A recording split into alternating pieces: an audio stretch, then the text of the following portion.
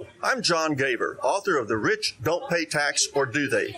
And I'm sitting here today with Jameson Ellis, who's running for Congress for Texas District 2. He, like me, has been moved over from Texas 8 to Texas 2.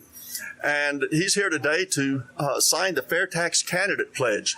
But before we get to that, I'd like to ask, why did you get into the race in the first place? What is your impetus for getting in? Yeah, well, first of all, I just want to thank you for reaching out and for giving me the opportunity to learn more about the FairTax Pledge. And as somebody that believes in Jeffersonian tax principles and would like to see them restored, I'm also a realist. So I also understand that we have to look at where we're at today and how can we optimize where we're at to bring taxes down and make sure that the tax system that we have benefits everybody at every single level. So thank you for the opportunity. So my story actually starts back May 25th of 2020. It's a very significant date for two reasons. One, it's my birthday.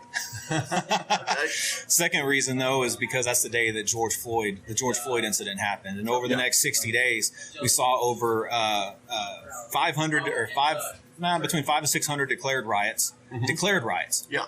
And over 2,000 law enforcement officers that were injured in the line of duty. And I looked at our government leaders in D.C. I actually looked at government leaders all over the country, and most of them did absolutely nothing. They sat on their butts while others actually encouraged and incited even more violence. So this was about July. We were in the middle of what we call a Blue Crew Live, and we were live on Facebook in front of hundreds of thousands of people. And I feel like I got, not to freak anybody out, but I am a Christian, so I feel like I got a word from the Lord. And he said, Jameson, what's going on with law enforcement right now is a symptom of a much deeper issue. And so in that moment, I felt like I needed to do more. I had to do more. And so I was like, do I run for office? What do I do? I didn't even talk to my wife about it. I'm like, I feel like I need to do something. But is it Congress? Is it local? Like what do I do? 2 weeks later, I get a random message on Facebook from a gal out of Wichita Falls that says, hey, I want to share something with you. Now, I didn't know this lady. So this is probably going to freak some of you out. I didn't know this lady, but she actually reached out to me on Messenger and says, hey, can I share something with you? And I was like, sure. She said, well, I had a dream about you. I'm like, uh-oh. Anyways, so basically she said, you've been, I had a dream about you and I saw you in Congress. And that's been on your heart, hasn't it? And you haven't even told anybody. So she read my mail to me and I'm like, okay, that was confirmation. Well, I started doing some research, right? So I realized that we have 435 voting members of the House. Only 40 or maybe just less than 40 actually have true conservative voting records. And then I looked at Texas. So people say, oh, keep Texas red. Texas ain't red, it's purple. Yeah. Until just a couple of months ago, we've had 36 districts here in Texas. Can any of you guess how many of those districts actually have true conservative representation? Yeah. 13. And that's being nice. And so, everybody's been talking about what happened with the election. Everybody's been talking about, where we're at as a nation and why we're here. And people always want to blame Democrats. They want to blame Democrats. Well, I can tell you this. We're where we're at as a nation, not because of Democrats. And I know that a lot of people don't want to hear that. We're where we are as a nation right now because of Republicans. And I'm going to prove it to you. I fully expect Democrats to act and vote like Democrats. That's never going to change. But I have an issue when you have Republicans like Dan Crenshaw that act and vote like Democrats. But how we got here in District 2 is another story. So I started, like you said, John, we started off in District 8, and there was some gerrymandering that went on, and all of a sudden, after the redistricting maps were released, turns out the part of Conroe in which I live is District 2. And to be a man of principle, I've always said from the very beginning that I believe that a congressman needs to represent the district that they actually live in. Yes. And so once I was redistricted, I made the switch from District 8 to District 2, but I don't like to say that I switched districts. I like to say that the district switched me. Yes. And so here we are. We're here today. We had a lot of momentum in District 8, and our momentum has just skyrocketed once we made the switch in District 2 because, we had a lot of voters here, and too, especially East Montgomery County. And so now that we're all in the same district, it's time to fire DC from DC. So there you go. Well, why? Tell me just some of the things you like about the FairTax. You're about to sign the FairTax Candidate Pledge. Tell me what it is about the FairTax that you like most. Well, so first of all, I'm not a believer in direct taxation. I don't like this progressive income tax, and I believe that we're immorally taxed. and I believe we're overtaxed. And so, at first I was like, okay, our founding fathers, what they initially envisioned was more of a flat tax, right? And then whenever you and I got on the phone and we started talking through the fair tax, it was a little bit of I had a little bit of a cognitive dissonance type of moment where I'm like, is there really a better plan than just a straight just a straight flat tax?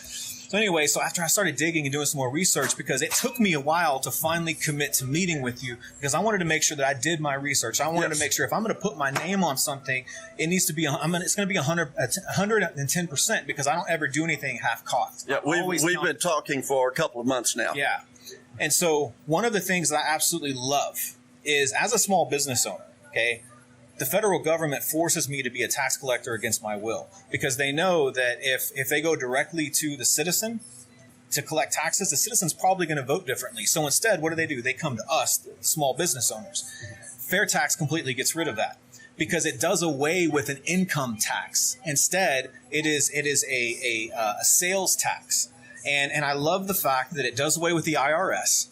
I love the fact that no matter what, the max percentage of taxes is 23%, and the only person that's ever going to pay 23%, what is the current tax rate? What is the current going tax rate with the current plan? The top tax rate is 37%.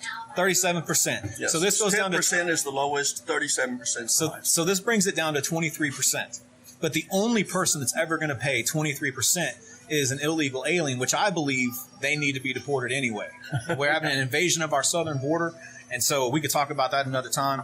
But that might even help them decide to self-deport. Yeah, but everybody else, they get that prebate, because you're only taxed after the poverty level.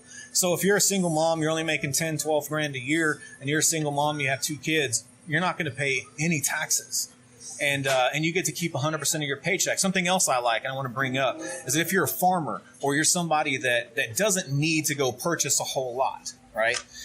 If you've got your own seeds and everything else, if you've got everything that you need, you're only ever going to pay, like if you go get gas, you'll pay your taxes at the gas pump, right? If you need to go buy seed, you'll pay your taxes for that. But if you grow your own food, you get to keep 100% of the money that you earn. And to me, that's fair.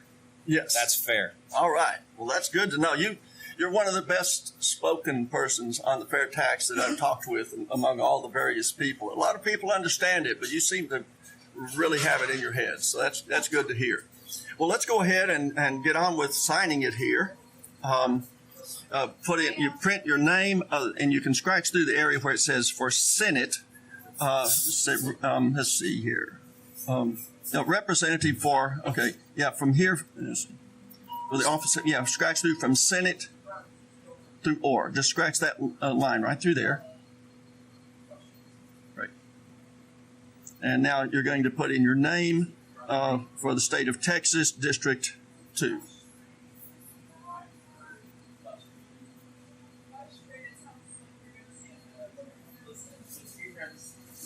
I can type a million words a minute, but my handwriting is horrible. Yeah, right. Mine too. Okay, and then I think we print and sign here. Let's see. That's sign and date, and that's print. So print it there, and then sign and date the next line up. And what is today? Today is the 6th? Yeah. Should be. It was the 6th the last time I checked, yeah.